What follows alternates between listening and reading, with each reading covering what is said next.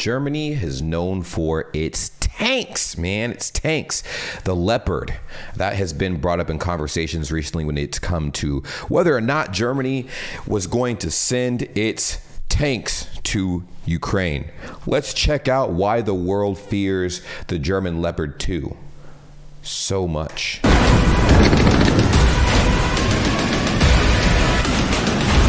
Also, catch us live on twitch.tv/JamesBray. Link is in the description down below. We do play a lot of horror games over there. So if you guys like spooky, scary stuff, go ahead and check that link in the description down below. If you don't like spooky, scary stuff, still hit that link in the description down below anyways, because we do reactions over there. Germany's Leopard 2 main combat tank has an immense reputation for being one of the best in the world, vying with cutting-edge designs like the American M1 Abrams and the British Challenger 2. This reputation seems to be invincible because of its heroic contribution to previous wars. Yes, Leopard 2 tank is a matter to be bothered about in war for the rivals. Oh my gosh. But why is this tank so impressive? What makes it so powerful on the battlefield? In today's episode, we will discuss why the world fears the German Leopard 2 tank. The Leopard 2 is frequently contrasted with the M1 Abrams, a close relative. The M1 Abrams, man, the U.S. tanky tank of the Leopard 2. In reality, the two designs have many similarities, including a scale-tipping weight of well over 60 tons of advanced composite armor, 1,500 horsepower engines that enable speeds over 40 miles per hour, and for some models, the same 44 caliber 120mm main gun made by Rheinmetall. At medium and long ranges, where they are unlikely to be pierced by return fire from typical 125mm guns, both types can easily kill the majority of Russian-built tanks. Additionally, they have better sights with stronger thermal imagers and magnification, increasing their chances of spotting and hitting the opponent first, a factor that, historically, has determined the winner of an armored battle more so than pure firepower. In a Greek trial, it was discovered that moving Leopard 2s and Abrams hit a 2.3-meter target 19 and 20 times out of 20, compared to only 11 hits for a Soviet T-80. That's intense, man. What the heck? That's crazy. Western tanks show various national ideologies. The Leopard 2 has a diesel engine that that's most tanks, though. Gives it more range before refueling, whereas the Abrams has a noisy, gas-guzzling turbine that produces 1,500 I didn't know that. horsepower and starts up more quickly. That makes sense. Some of the Abrams' remarkable offensive and defensive capabilities were made possible by the use of depleted uranium ammunition and armor packages, which are politically unpalatable to the Germans. To make up for this decrease in penetrating capability, newer versions of the Leopard 2A6 now mount a faster 55 caliber gun, while the 2A5 Leopard added an extra wedge of spaced armor to the... This is intense. Yo, this is crazy. Turret. Yo, Ukraine is super good after these, man. Like, as soon as they get these and the Abrams, bro, oh my God, it's a wrap. Deflect opposing fire. German export limitations are more stringent than those of France, the United States, or Russia, at least in comparison to Berlin, which places fewer constraints on which nation it will sell weapons to. Despite the Leopard 2 being in service with 18 nations, including many NATO members, Berlin turned down a lucrative Saudi request for 400 to 800 Leopard 2s due to the Middle Eastern nation's human rights abuses, specifically in its deadly conflict in Yemen. Instead, the Saudis added more Abrams to their fleet of about 400 vehicles. This brings us to Turkey, a NATO member with significant historical and economic ties to Berlin. Turkey has seen periods of military rule and has long engaged in a contentious counterinsurgency campaign against Kurdish rebels.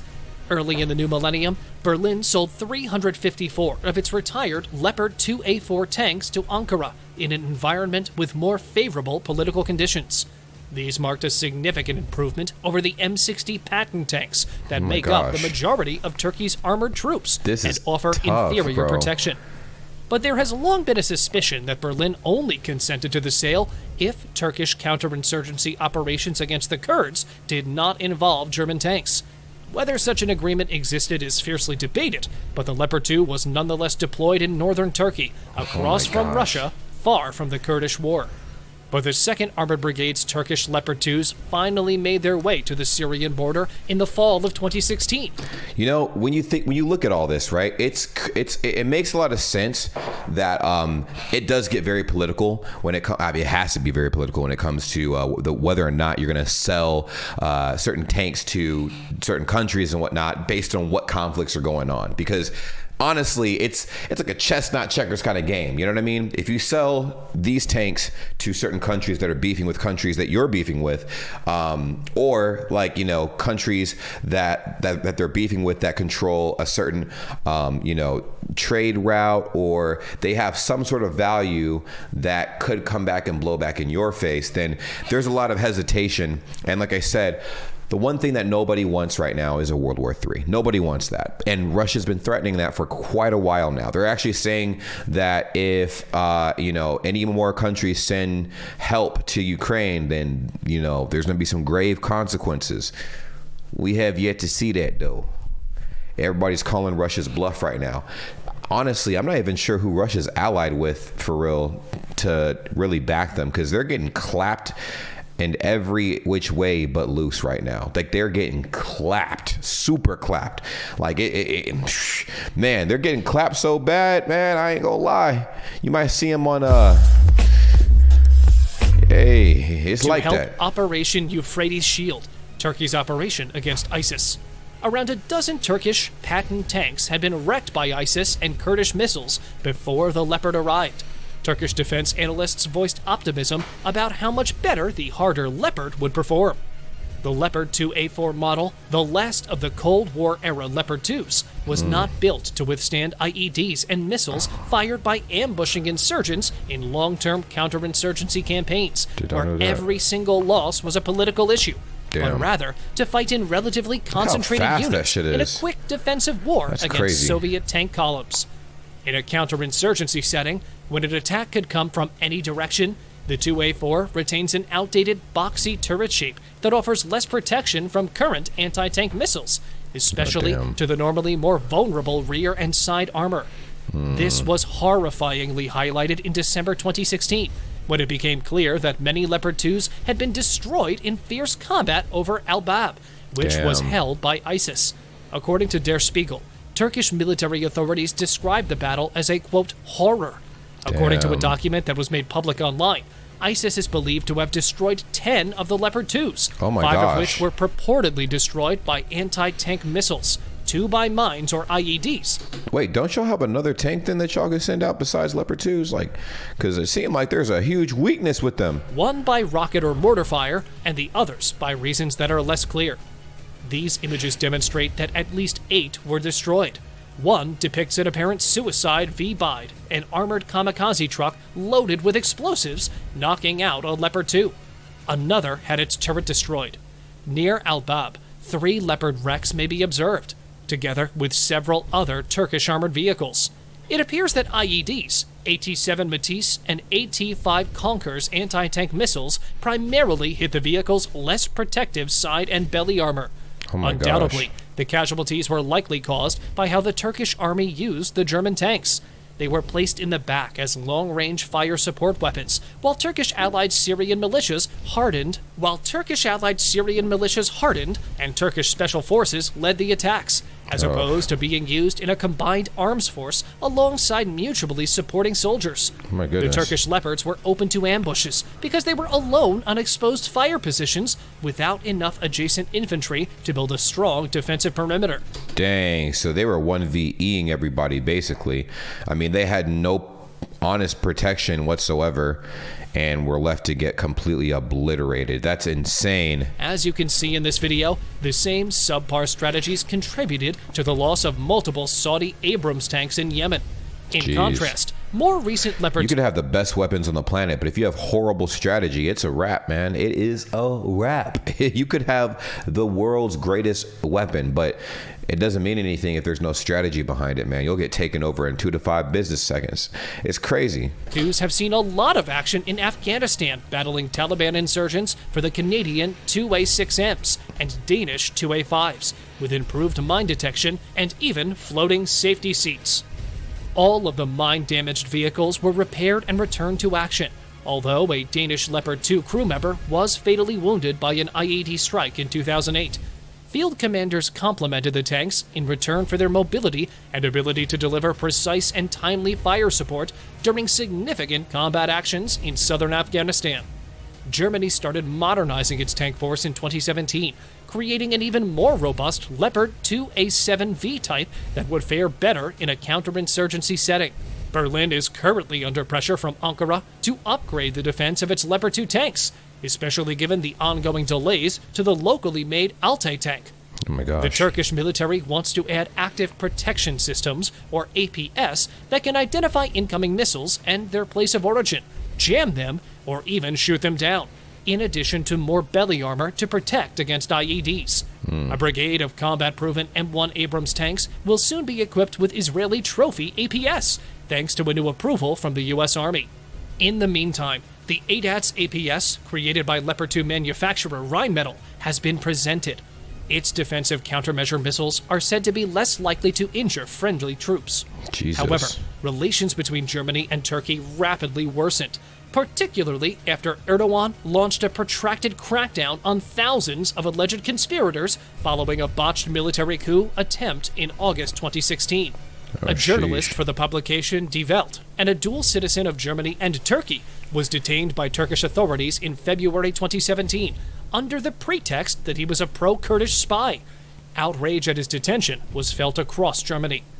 What? Bro, I'm getting so much information right now. This is actually this is a lot, bro. This is a lot.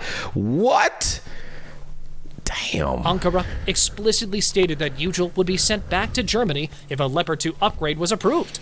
Berlin openly said that it would never consent to such a trade-off, but Foreign Minister Sigmar Gabriel quietly started taking steps to approve the upgrade to mend fences in the face of what appears to be a tank-based blackmail.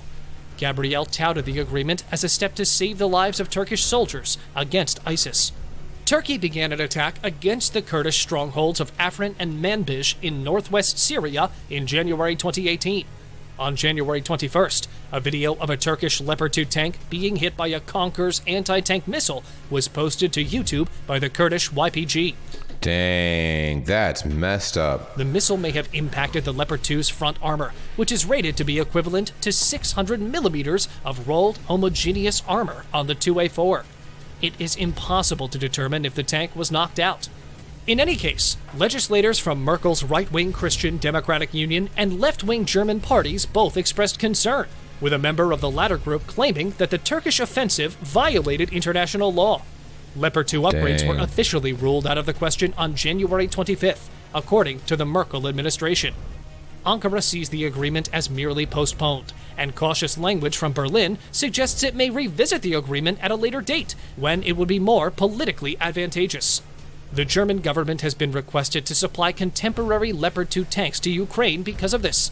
The German administration appeared conflicted, as it has frequently in recent months when it came to providing arms to Ukraine. True that, and I understand why, bro. Hey, y'all are real close to the blast radius of the conflict going on over there, so yikes. That's all I can. Yikes, bro. This is crazy. So a lot of people at my job were talking about this, bro. They're like, yo, you need to get on talking about this whole German tank situation, because Germany just lent some Leopard 2s to Ukraine after the defense minister basically got fired. She resigned, but she was pretty much gonna get fired because she was making some horrible calls. She made a statement that was super questionable, and I was like, what the freak? What? So yeah, y'all can go ahead and fill me in the comments down below. I don't know nothing about nothing, so you can be like, you're just a dumb American. Yes I am. Yes, exactly. Yes. Because things can change swiftly on the battlefield, Kyiv needs backing right now. It's impossible to predict whether German tanks would continue to act as a deterrent to Russian aggressors in a few months. Friedrich Gaitis says Putin believed that his alleged special operation would only last a few days, if not a few weeks, and would give him a resounding win. Bro, win and Russia can't even be in the same textbook. That's not even in the same textbook at this point. Russia has been getting annihilated, bro. Annihilated. Like, bro, without any of the help, Ukraine was doing really good on its own. And now it's getting help from everybody, so it's definitely beefed up. It's like we're giving it like the most beefed up Titan armor ever. And you're fighting Russia, and Russia's just getting mollywopped, bro. Mollywopped. Every which way but loose. Y'all let me know what you think in the comments down below. Subscribe to this channel and also follow me on twitch.tv/JamesBray. I'm going live on there almost every day. So catch me live. If you want to complain, whatever, or just say hi or whatever, go ahead and hop in the chat. Say, what's up? All that good stuff. I'll see you soon.